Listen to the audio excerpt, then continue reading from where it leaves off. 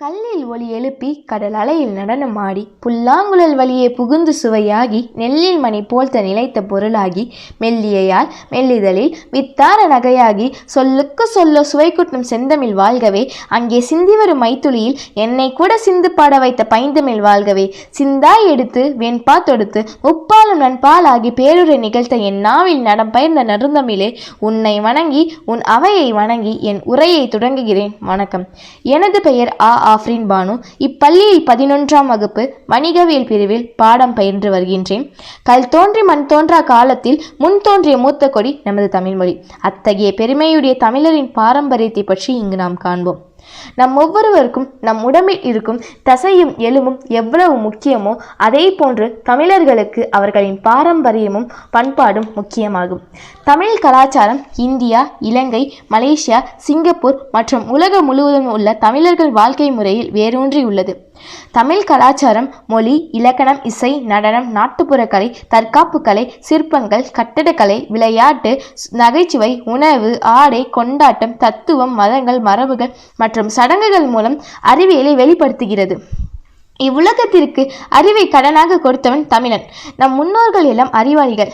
திசைகளை 8ஆக பிரித்த தமிழன் இசையை 7ஆக கொடுத்தான். சரி கம பதனி என்று. இசையை 7ஆக பிரித்த தமிழன் சுவையை 6ஆக கொடுத்தான். இனிப்பு, கசப்பு, கார்ப்பு, புளிப்பு, துவர்ப்பு, உவர்ப்பு என்று. சுவையை 6ஆக கொடுத்த தமிழன் நிலத்தை 5ஆக கொடுத்தான். குறிஞ்சி, முல்லை, மருதம், நெய்தல், பாலை என்று. நிலத்தை 5ஆக பிரித்த தமிழன் காற்றை 4ஆக பிரித்தான். வாடை, கோடை, கொண்டல், தென்றல் என்று. பிறகு மொழியை 3ஆக பிரித்தான். இயல், இசை, நாடகம் என்று. மொழியை 3ஆக பிரித்த தமிழன் வாழ்க்கையை 2ஆக வகுத்தான். அகம்புறம் என்று. கடைசியாக ஒழுக்கத்தை மட்டும் ஒன்றாக வைத்தான். ஆனால் அதை உயிரை விட மேலாக வைத்தான். அதனால் தான் திருவள்ளுவர் கூறுகிறார்கள், ஒழுக்கம் விருப்பம் தரலாம், ஒழுக்கம் உயிரினும் ஓமப்படும். அடுத்ததாக தமிழர்களின் பண்பாடில் மிகவும் சிறப்பானது விருந்தோம்பல் பண்பு. விருந்து என்ற சொல்லுக்கு புதுமை என்று பொருள். விருந்தினர் என்ற சொல்லுக்கு புதிதாக வந்தவர் என்ற பொருள்.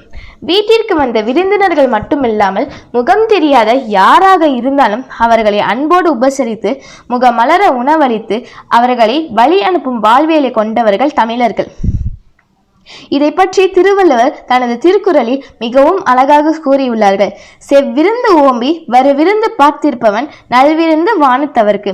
இதன் விளக்கம், வீட்டிற்கு வந்த விருந்தினரை வீட்டின் வெளியே வைத்துவிட்டு தான் மட்டும் வீட்டில் உள்ள உண்ணும் பண்புடையவனுக்கு சாகாமைக்கு மருந்தாக இருக்கும் அமிர்தம் கூட தேவையில்லை, அப்படி அது கிடைத்தாலும் அவனுக்கு புண்ணியம் இல்லை என்று.